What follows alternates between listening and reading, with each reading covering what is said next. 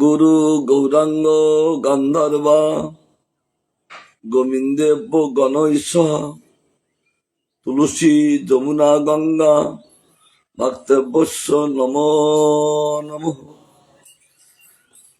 সন্তাবতারা বহুব পুষ্কর নবস্য সর্বত ভদ্র কৃষ্ণা দৈন্য কোবা রথস্ব বিপ্রমাদ ভবতী। শ্রীচৈতন্য মুখোদ্গীর্ণ হরে কৃষ্ণেতি বর্ণকা নিমজ্জন্তং জগৎ প্রেপিনী বিজয়ন্তং তদাহ। কৃষ্ণায় গোপীনাথায় দেবকী নন্দনায় চ নন্দ গোপকুমারায় গোবিন্দায় নমো নমঃ। বৃন্দারণ্য কালিকুঞ্জ সজ্জা সেবাধিকারী রাধা সুখী হরিপ্রিয়ে দ্বিতীয় বৃন্দে নমস্তে। নারায়ণ নমস্কৃত নরং চৈব নরোত্তম দেবীং সরস্বতীং ব্যাসং তত জয় মুদীরয়ে।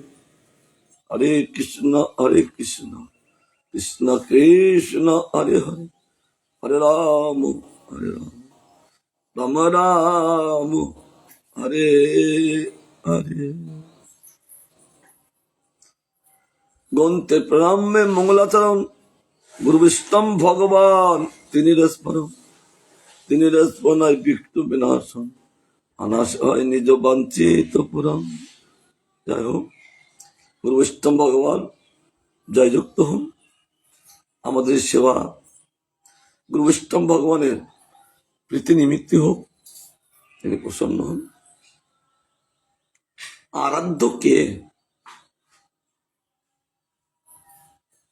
আরাধ্য নির্ণয় করতে হবে। যতক্ষণ পর্যন্ত আরাধ্য নির্ণয় না করতে পারবো ততক্ষণ পর্যন্ত আমাদের ভজন সাধন সঠিক হবে না। তাই শাস্ত্র বলতে আরাধ্য হলে কৃষ্ণই,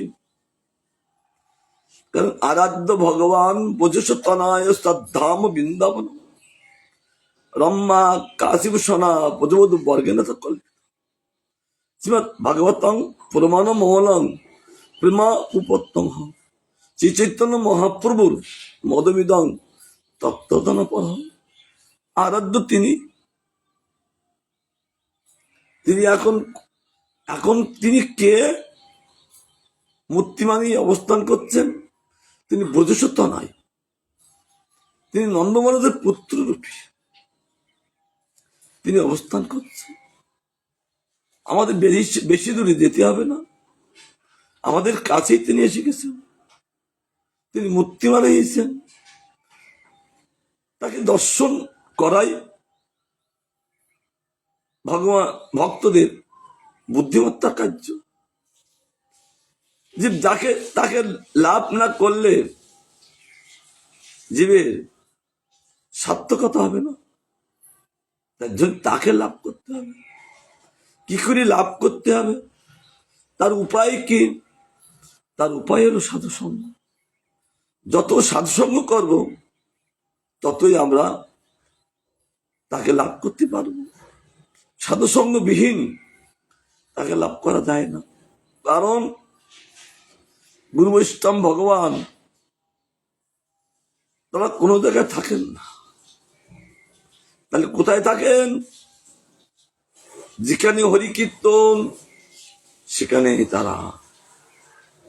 তাই তাদের সুখের জন্য সেবকের ধর্ম হরিকীর্তন করা। হরিকীর্তনের মধ্যেই গুরু বৈষ্ণব ভগবান অবস্থান করেন। আবার হরিকীর্তন মধ্যের থেকে আবার তারা আবির্ভূত হন, দেখিয়েছেন শাস্ত্রে। তাই কৃষ্ণই আরাধ্য, যেহেতু তিনি পূজ্যত, তাকে আরাধনায় করাই জীবের বুদ্ধিমত্তা কাজ।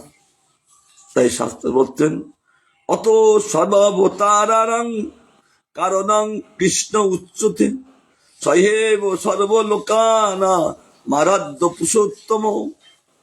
সত্যত তন্ত্রম প্রমাণ দিয়ে বলছেন, অতএব এই জন্যই কৃষ্ণ সকল অবতারগণের কারণের কারণ। ভগবান যখন মায়ের লীলা করবেন,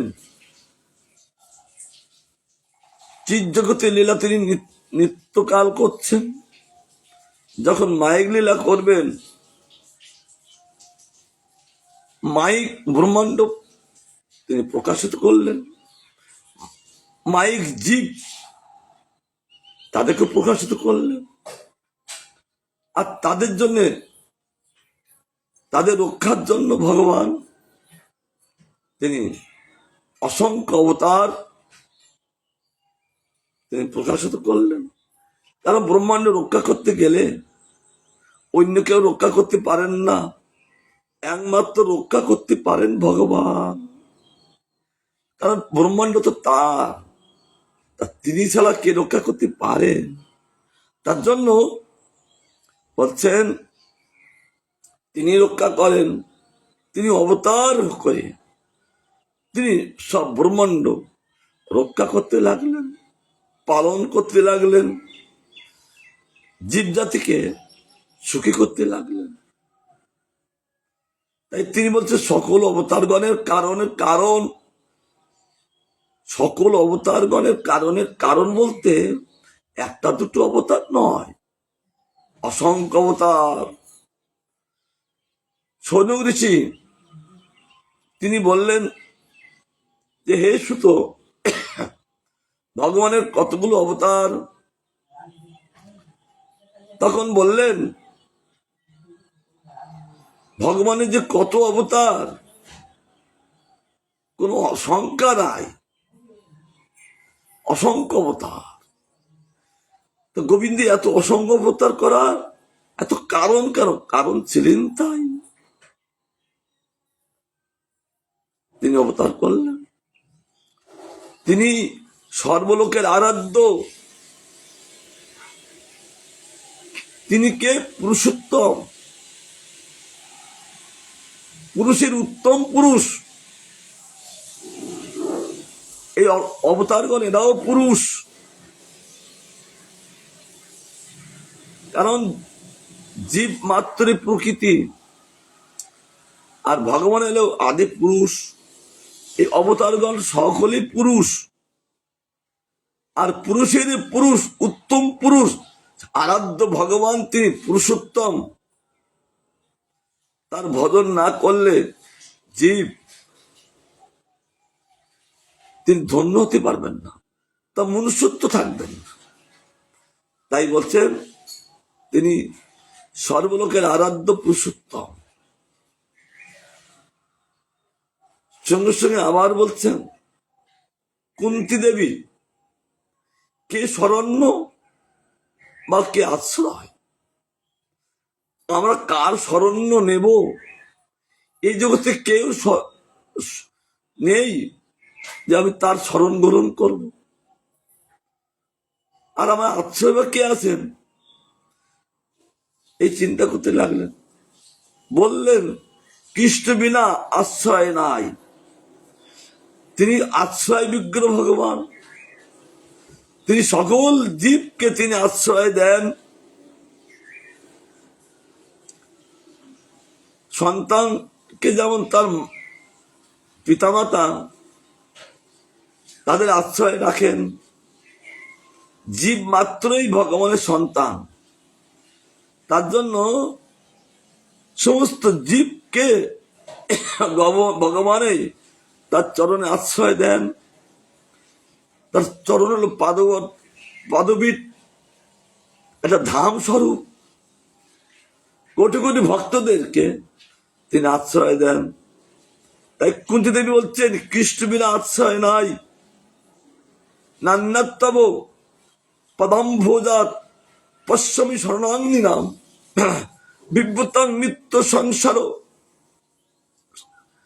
দিশরা দাপ বর্গিকা।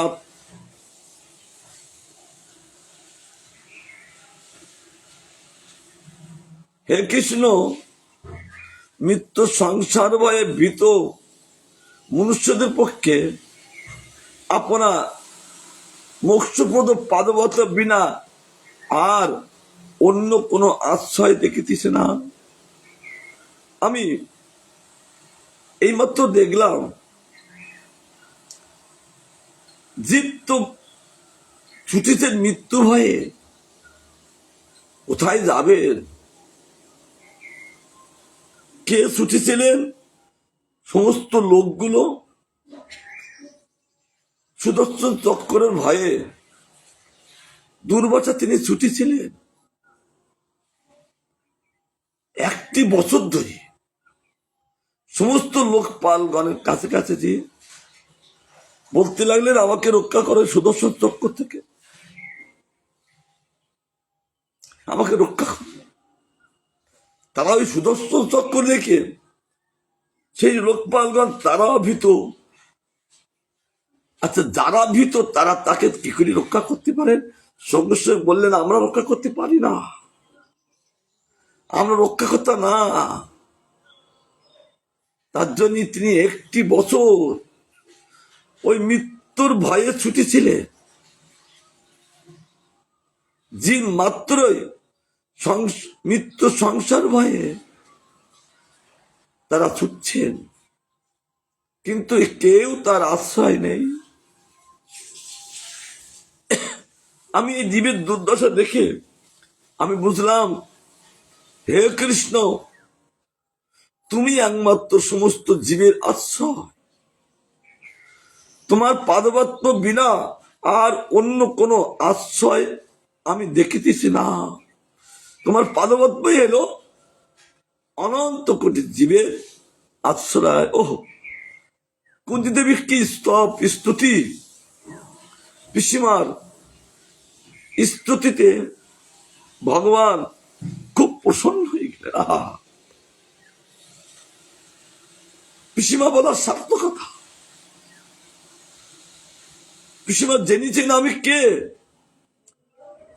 আমি যে একমাত্র বসুদেবের পুত্র।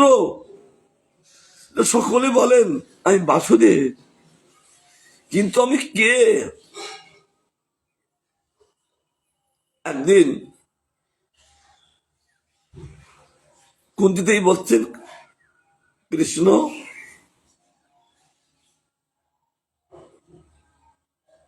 তুমি আর কয়েকদিন থাকো, কেবল তোমার ছাড়া আমরা থাকতে পারি না। তখন কৃষ্ণ বললেন, পিসিমা, আমি কে তুমি বলো। তখন পিসিমা বলেছিলেন, কৃষ্ণায় বাসুদেবায় দেবকী নন্দনায় স নন্দগোপ কুমারায় গোবিন্দায়। তুমি গোবিন্দ, তোমাকে আমি পুনঃ পুনঃ নমস্কার করি। এটা কুন্তী দেবীর শ্লোক। তিনি অপূর্ব করে তিনি স্তব স্তুতি করেছিলেন। এজন্য বলছেন যে ভগবান আপনার পাদপদ্ম বিনা অন্য কোন আশ্রয় দেখতেছে না। একমাত্র আমার পাদপীঠেই সমস্ত জীবের আশ্রয়।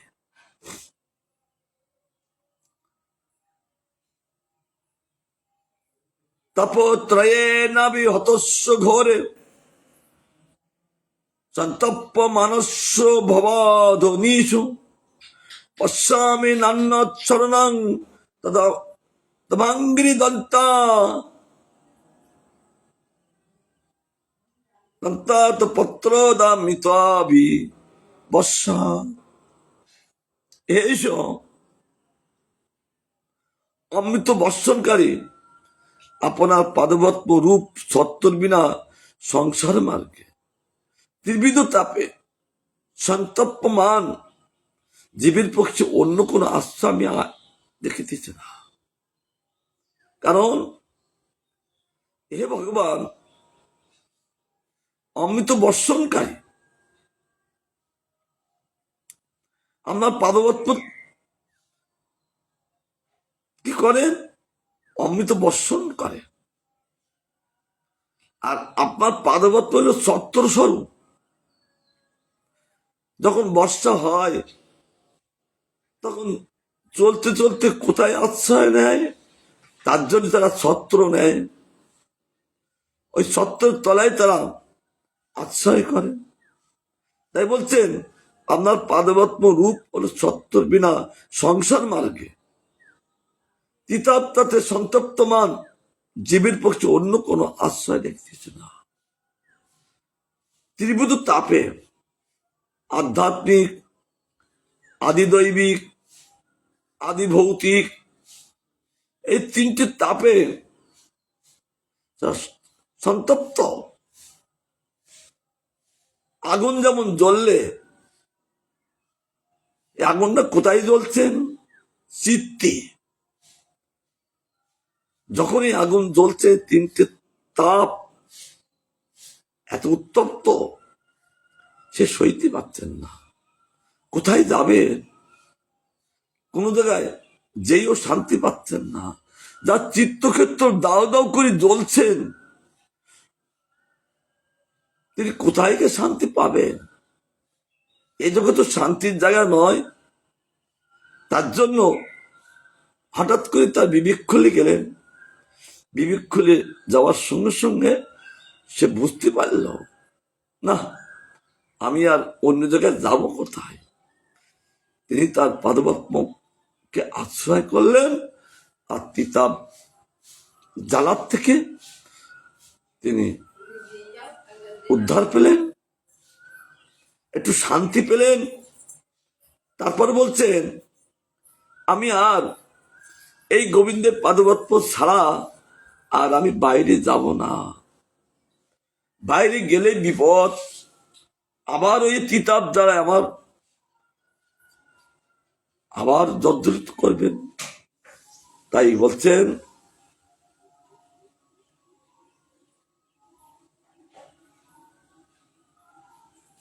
এক শিষ্য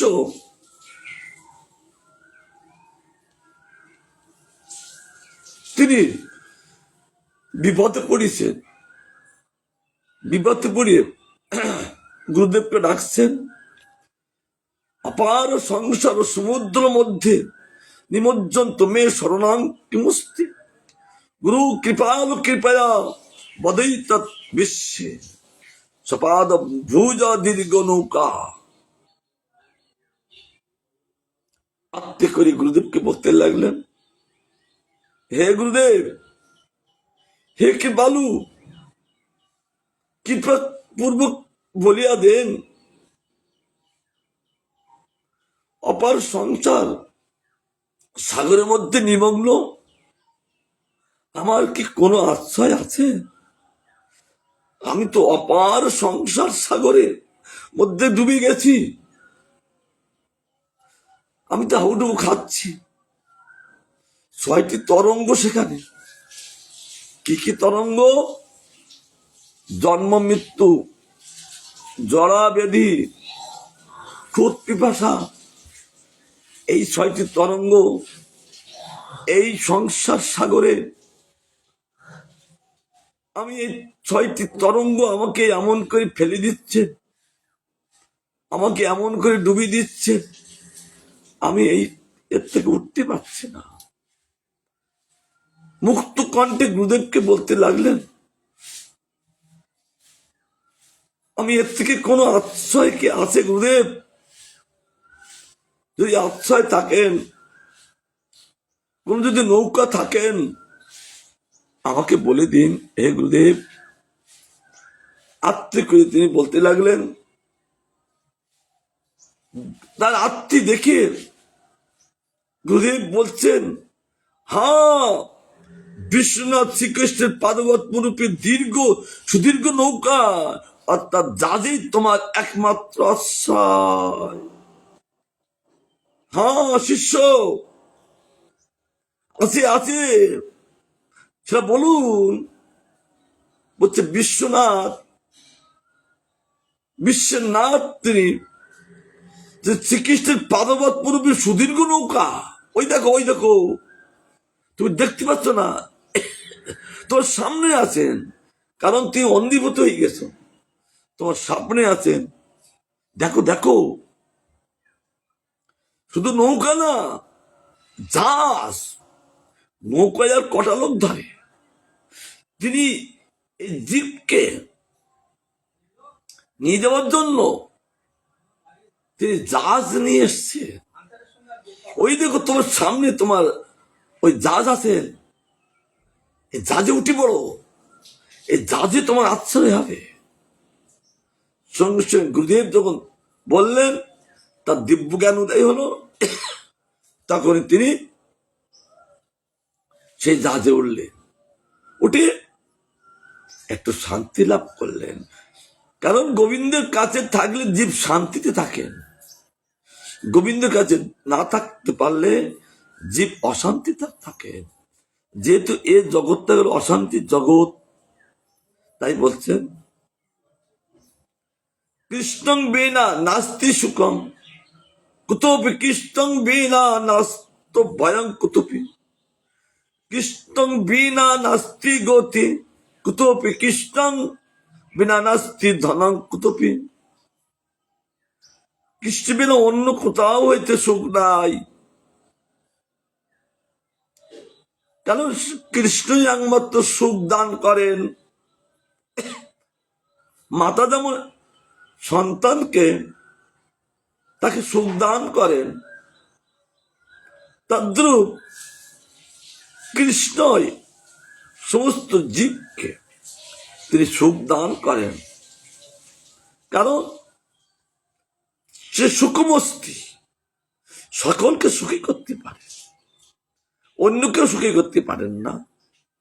তাই বলছেন কৃষ্ণ বিনা অন্য কোথাও হইতে সুখ নাই, একমাত্র কৃষ্ণকে আশ্রয় করলে জীব প্রকৃত ওই সুখ লাভ করতে পারেন। কৃষ্ণ বিনা অন্য কোথাও হইতে অভয় নাই। প্রত্যেকটা জীব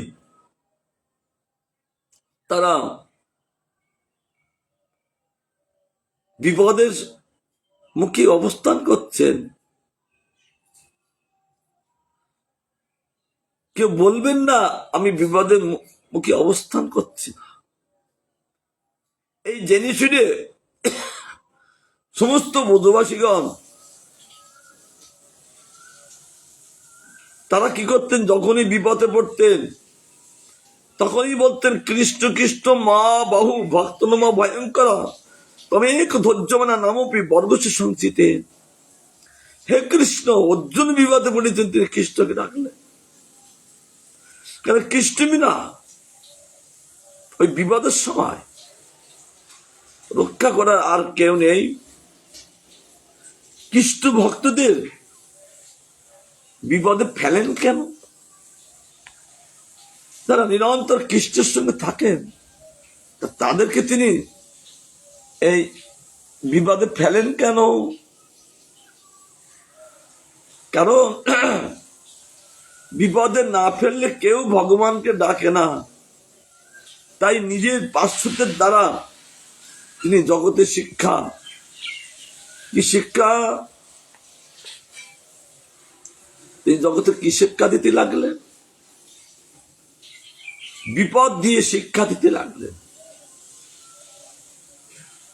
আর তারা বিপদের মধ্যে পড়ে একমাত্র কৃষ্ণকে ছাড়া, সমস্ত ব্রজবাসীগণ কৃষ্ণনিষ্ঠ, তারা আমাদের আদর্শ মূর্তি, তারা বিপদের মধ্যে কাউকে ডাকেন নাই, একমাত্র কৃষ্ণকে ডেকেছেন। তার জন্য বলছেন আমি পরীক্ষার ছলে তাদেরকে বিপদটা দেখে দেখি বিপদের সময় কাকে ডাকে। আর তারা তো পরীক্ষা পাশ করতে লাগলেন, কি তারা কৃষ্ণ কৃষ্ণ বলতে লাগলেন।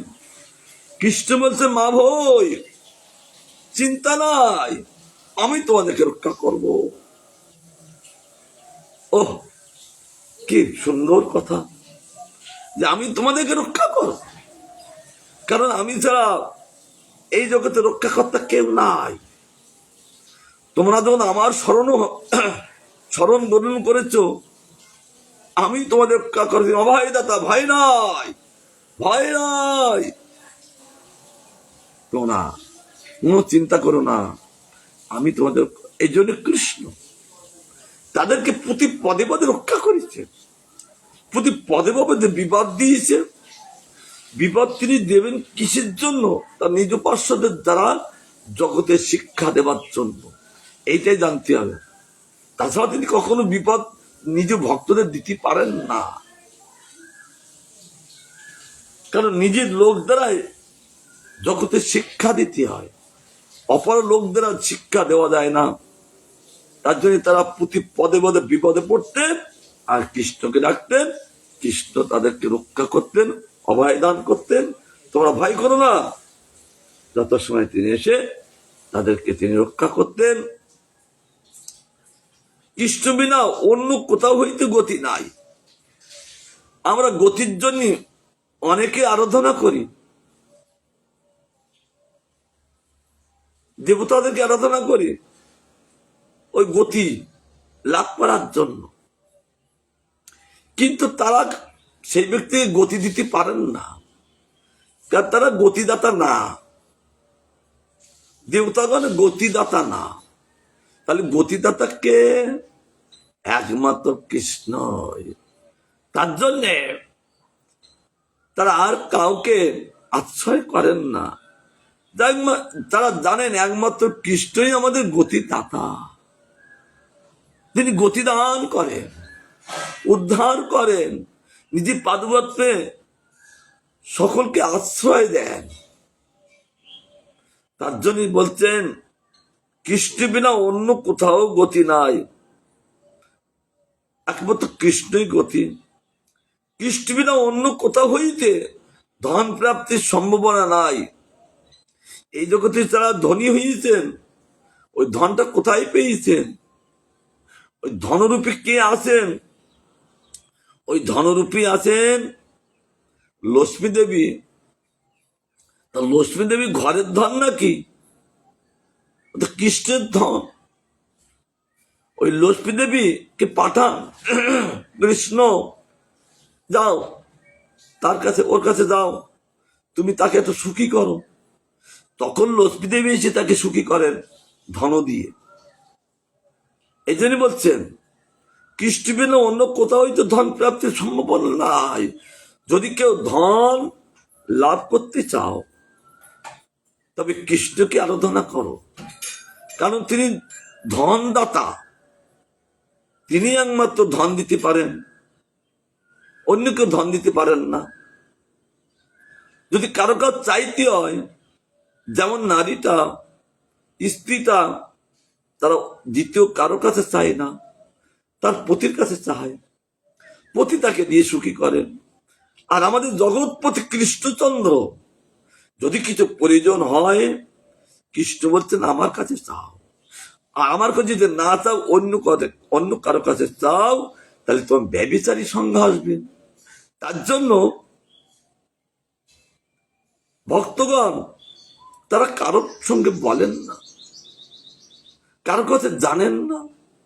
আবার এমন একজন ভক্ত আছেন, তিনি গোবিন্দের সঙ্গে কিছু বলেন না, তারা চান না।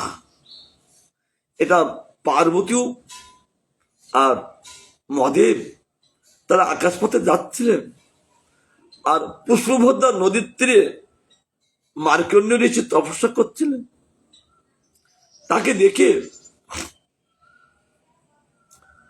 খুব আনন্দিত পার্বতী বলছেন যে প্রভু তুমি তাকে কিছু দাও। পার্বতী সে তো কিছু চায় না, আমি চাইলে দিব, সে যদি না চায় আমি দিব কি? কেন? কৃষ্ণ ভক্ত, তারা কারোর কাছে চায় না, এমনকি কৃষ্ণের কাছেও চায় না। মদেব বলছেন তাহলে আমি তাকে কি দিব? তবে একটা জিনিস, এমন ভক্তকে আমরা দর্শন করে ধন্য হই। তাই শিব পার্বতী এসে ওই মার্কণ্ড ঋষির কাছে আসলেন, মার্কণ্ড ঋষি তাকে সাষ্টাঙ্গে দণ্ডবোধ করলেন আর বলছিলেন অয়ঙ্গী পরমল্লাভ সাধু দর্শন। আজ আমি সাধু দর্শন করে ধন্য হলাম। এই জন্য জীব মাত্র সাধুকে দর্শন করলে তিনি ধন্যতা। অতএব কৃষ্ণই শরণ্য ও ভজনীয়। আমাদের আর কারো স্মরণ করা উচিত নয়, কারোর ভজন করা উচিত নয়, একমাত্র কৃষ্ণই শরণ্য আর ভজনীয়। যদি কিছু থাকেন, কৃষ্ণ হইল ভজনীয়। ভজ ধাতু থেকে ভজনীয় এসছেন। ভজ ধাতুর অর্থ হল সেবা। গোবিন্দকে সেবা করলে, এই যে এখন যে আমরা গ্রন্থ পাঠ করছি, এই গ্রন্থ পাঠ করি গোবিন্দকে সেবা, গোবিন্দের কথা গোবিন্দকে শুনিয়ে গোবিন্দকে সেবা করতে হয়। যেমন বলেন শাস্ত্রে, গঙ্গা জলে গঙ্গা পূজা। কারণ জীব পূজা করবেন, তাহলে গঙ্গার জলে পূজা করতে হয়। গঙ্গার জল ছাড়া কোনো পূজা করা যায় না। তার জন্য তিনি ওই গঙ্গার জল দিয়ে আবার গঙ্গা পূজা করেন, তাতে গঙ্গা দেবী প্রসন্ন হন। তদ্রুপ আমার এই জগতে জীব যে আরাধনা করবেন, তাকে যে সেবা করবেন, তাকে যে সুখী করবেন, কি করে সুখী করবেন? বলছেন, আমার যে ধন আছেন, আমার এই ধন দিয়ে তুমি সুখী করো, কারণ তোমার কাছে তো কিছু নাই। এই জগতের ধন মাত্রই আমার। তা আমার এই ধন তুমি লাভ করে, কি ধন? প্রেম ধন। জয় হোক। আমার এই প্রেম ধন তুমি লাভ করো, আবার ওই প্রেম ধন আমাকে দেখে সুখী করো, তবে প্রকৃত তুমি শান্তি লাভ করতে পারবে। এই জন্য ভক্তগণ গোবিন্দের প্রেম ধন লাভ করে ওই প্রেম ধন দিয়ে আবার গোবিন্দকে সেবা করে থাকেন। কারণ তিনি ভজনীয়, তিনি ছাড়া আমাদের আর ভজনীয় বস্তু কেউ নাই। নারদ বলছেন, তৎকর্ম হরিতোষণাং যৎ সা বিদ্যা তন্মতির জয়া হরিদেহ ভিতামাত্মা স্বয়ং প্রকৃতিশ্বর তৎপাদ মূলনং শরণং যত ক্ষেম নিরামিহ। তাই কর্ম যা হরির সন্তোষ কর, যে কর্ম করলে হরি সন্তুষ্ট হন, তাই প্রকৃত কর্ম, তাই প্রকৃত বিদ্যা, যা হইতে হরিতে মতি হয়। তাই একমাত্র প্রকৃত বিদ্যা, যে বিদ্যার দ্বারা হরিতে মতিও হয়। মতি কাকে বলেন? শাস্ত্র তো নির্ধারণ করলাম মতি। অনেক শাস্ত্র দেখেছেন, সেই শাস্ত্র নির্ধারণ করে দেখলেন না, এখানে শাস্ত্রই না, একমাত্র ভাগবত শাস্ত্র হইল প্রকৃত শাস্ত্র। এটা নির্ধারণ করে যখন নিলেন, তখন তার মতিটা গোবিন্দের পাদপদ্মে দিয়ে চিরদিনই সুখী হলেন। হরি দেহধারীদের আত্মা, একমাত্র হরি এই দেহ দ্বারা ধারণ করে আছেন, তাদের আত্মা। তিনি যদি না থাকেন, আমরা কেউ দেহ ধারণ করে থাকতে পারি না। জয় হোক। বলছেন, একমাত্র হরি আছেন, তাই আমরা দেহটা ধারণ করে আছি। এই জন্য তিনি দেহতর মানুষের আত্মা এবং প্রকৃতি অধীশ্বর। এই যে মায়ার অধীশ্বর, মায়ারও ঈশ্বর। মায়ার যদি কেউ ঈশ্বর থাকে, তাহলে আমার মায়া দেবীর কাছে আমার দরকারটা কি? তার ঈশ্বরের ভজন করা ভালো। তার পাদমূলে স্মরণে মনুষ্যের মাত্রের পরম মঙ্গল স্বরূপ। তার পাদপদ্ম স্মরণ করলে কি লাভ? শ্রেষ্ঠ গতি লাভ করে। মনুষ্য মাত্রের পরম মঙ্গল স্বরূপ। যদি কেউ মঙ্গল চান, তবে তার পাদমূলি স্মরণ করতে হবে, তবে সে প্রকৃত মঙ্গল লাভ করতে পারবেন। শুধু বিশেষণ কি? মনুষ্য মাত্রেই। ভগবানের যত মনুষ্য আছেন, প্রত্যেক মনুষ্যের এই ভগবানের স্মরণ করা উচিত, পাদমূলি স্মরণ করা উচিত। আর স্মরণ করলেই ভগবান তাকে সুখী করেন। যাই কৃষ্ণচন্দ্র ভগবান কি যায়, তিনি তখন প্রকৃত সুখী করতে পারেন। অতএব হরি স্মরণ্য, একমাত্র স্মরণ যদি কাউকে করতে হয় হরিকে স্মরণ করো। আর হরিকে স্মরণ করলে আর কাউকে স্মরণ গ্রহণ করতে হয় না, কারণ হরিকে স্মরণ করলেই সকলের স্মরণ গ্রহণ করা হয়ে যায়। এমনকি দেবগণেরও আশ্রয় কৃষ্ণ। এই যে আমাদের উপরে যারা দেবগণ আছেন তারাও নিজেরও আশ্রয় না, তারাও আশ্রয়ের জন্য কৃষ্ণকে আরাধনা করেন।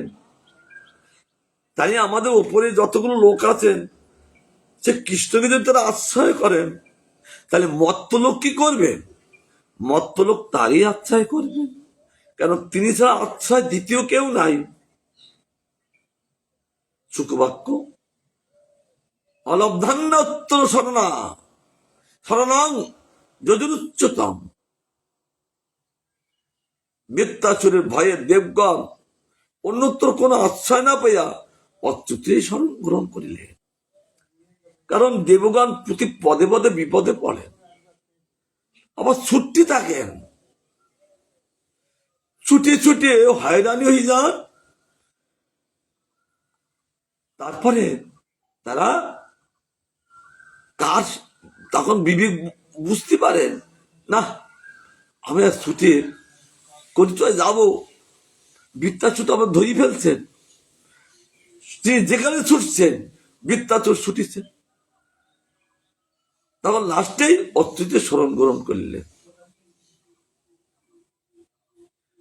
মানুষ স্মরণ গ্রহণ কখন করেন? লাস্টে যেয়ে।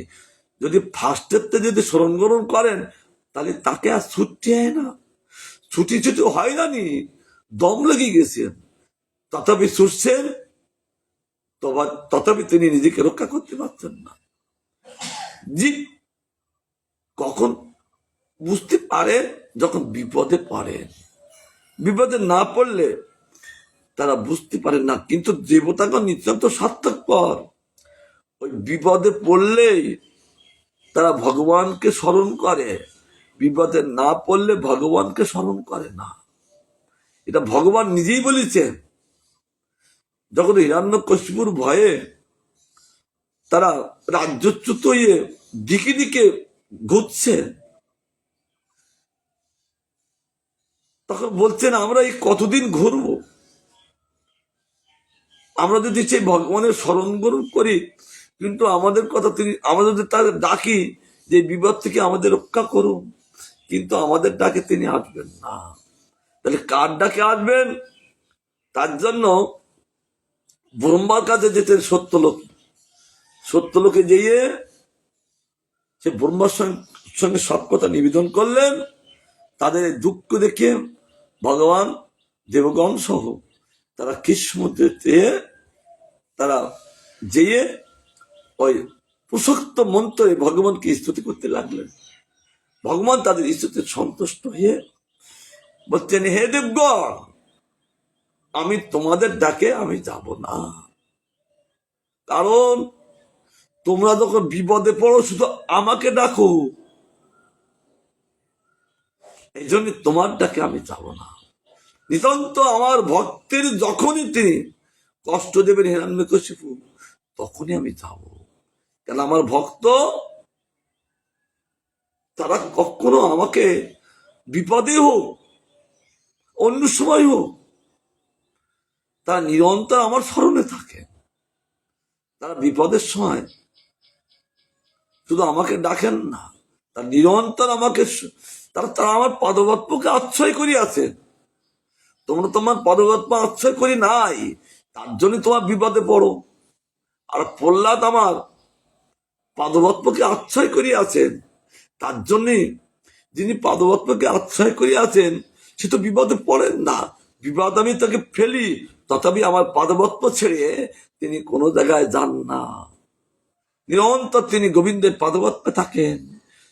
তাই জন্য এই ব্যক্তি আমার পদপদ্মে যে ব্যক্তি আশ্রয় করে আছেন, ওই সেই ব্যক্তিকে যখনই কষ্ট দেবে, তখন তাকে আমি এই জগতে রাখবো না।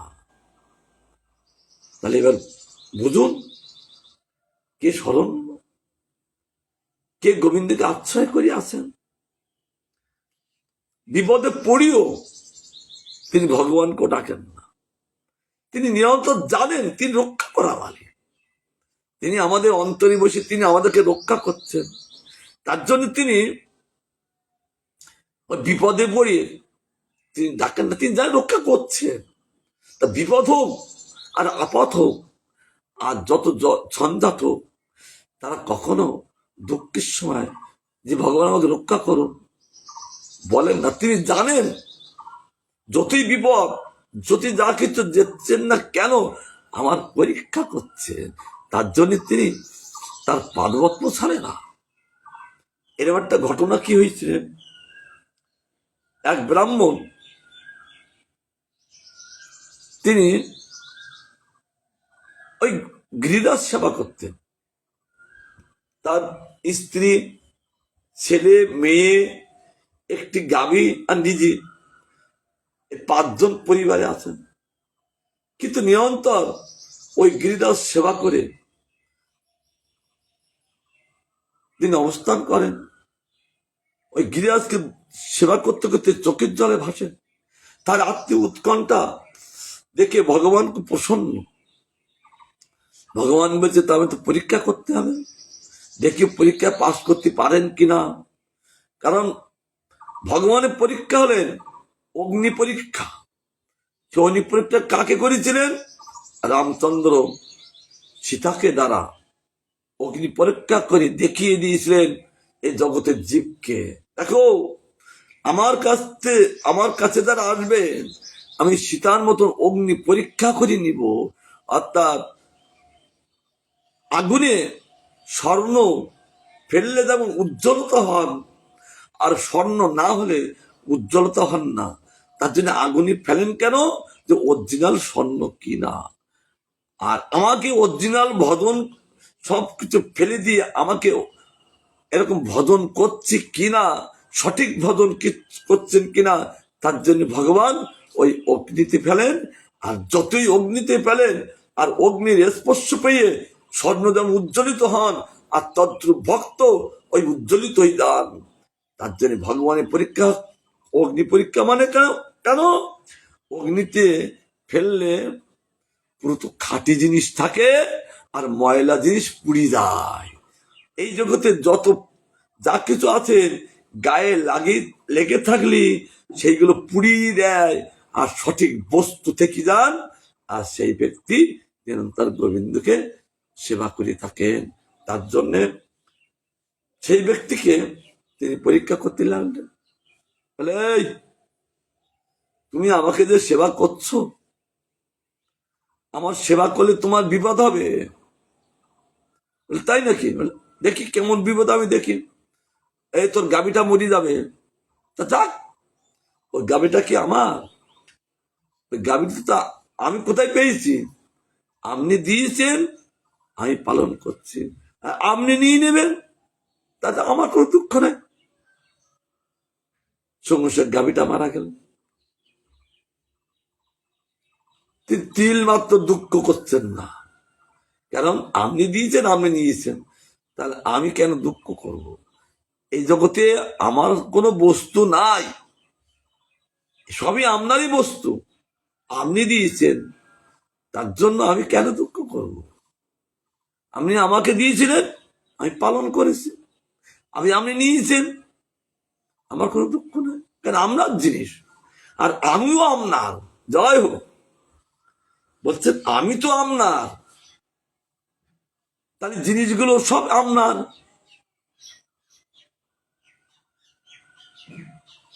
বলে তো এখনো জ্ঞান ফিরল না, এখনো তো এই আমার এই ভজন ছাড় না, তোমার ভজন ছাড়বো না, গিরিরাজ সেবা ছাড়বো না। তখন বলে তোর স্ত্রী মরে যাবে কিন্তু।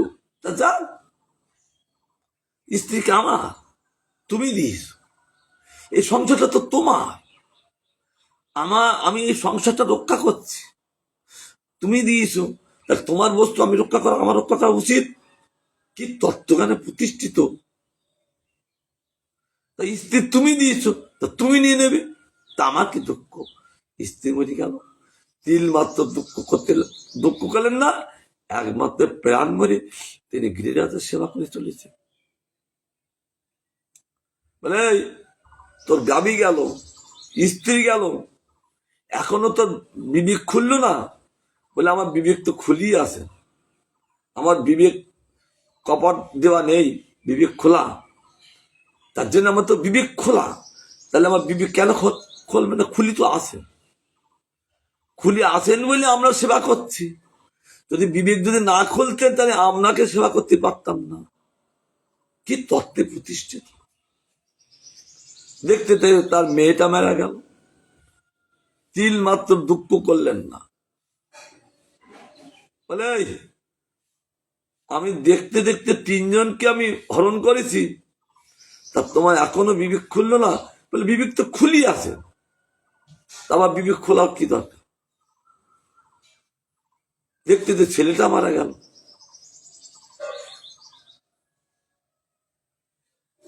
তো তিল মাত্র দুঃখ করছেন না। কেন? সংসারের লোকজন আমার দ্বারা ছিল, তুমি দিয়েছো, তুমি নিয়েছো, আমার কোন দুঃখ?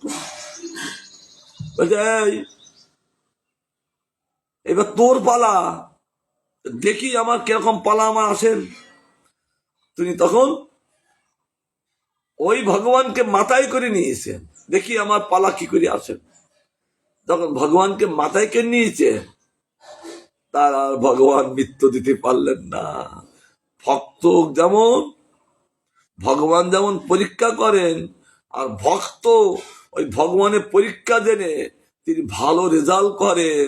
জয় হোক, ভালো রেজাল্ট করেন, তিনি রেজাল্টে পাস করলেন।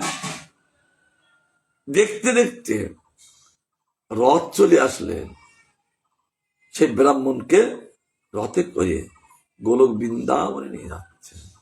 আর দেখেন আগের রথে সেই গাবি, তার স্ত্রী, তার পুত্র, তার কন্যা।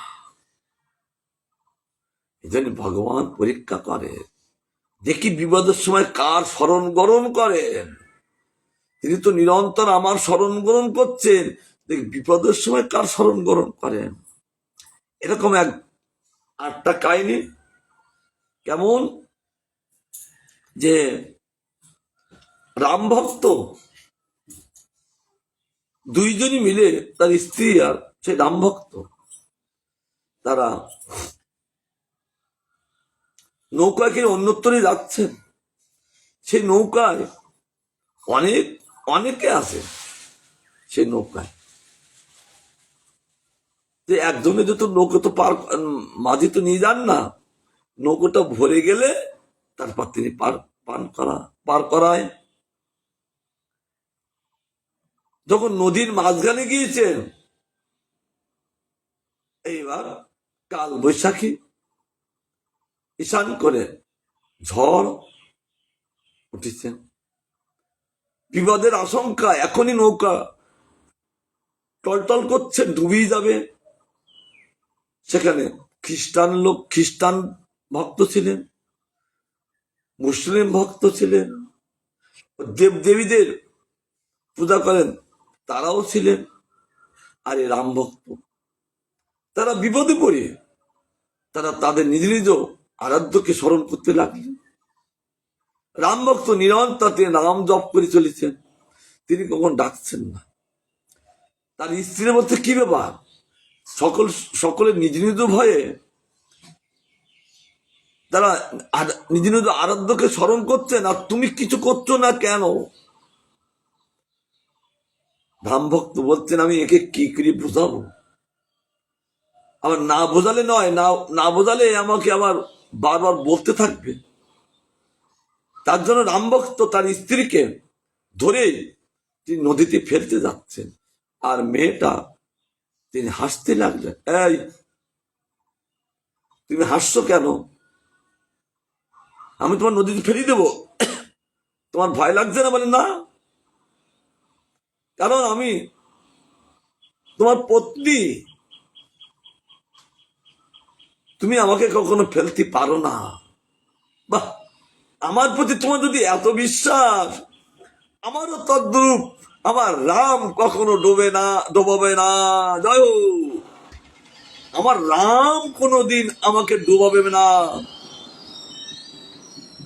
কৃষ্ণ ভক্ত কেমন ঈশ্বর, তারা জগতের লোকের মতো তারা ছোটে না, তারা নিরন্তর এই গোবিন্দের আরাধনা করে থাকেন। কারণ গোবিন্দের আরাধনা না করলে এই মনুষ্য দেবের অধন্য হবে।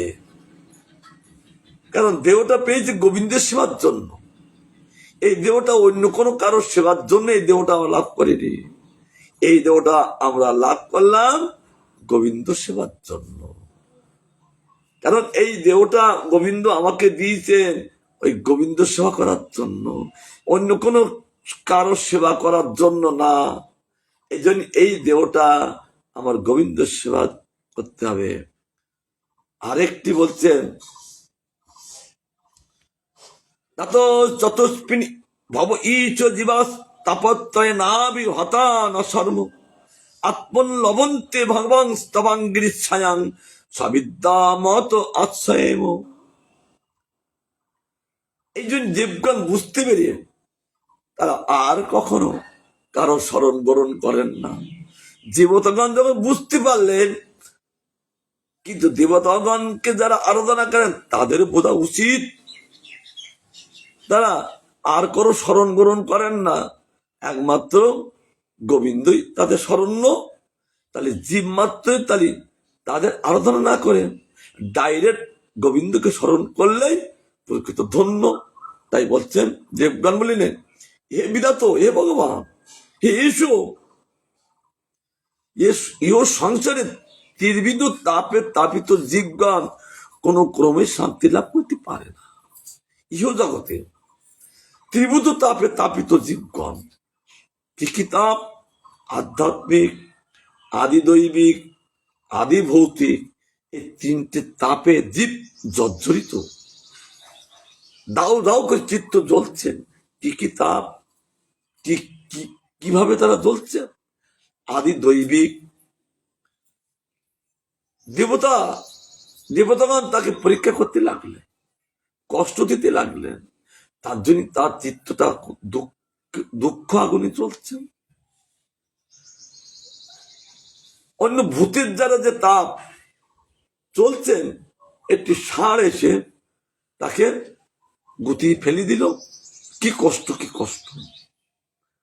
তিনি চলছেন, হঠাৎ করে হোঁচট খেয়ে পড়লেন, নিজে নিজে তাকে পাটা ভেঙে গেল। তাতে তার জন্য তিনি কত কষ্ট। এই জন্য বলছেন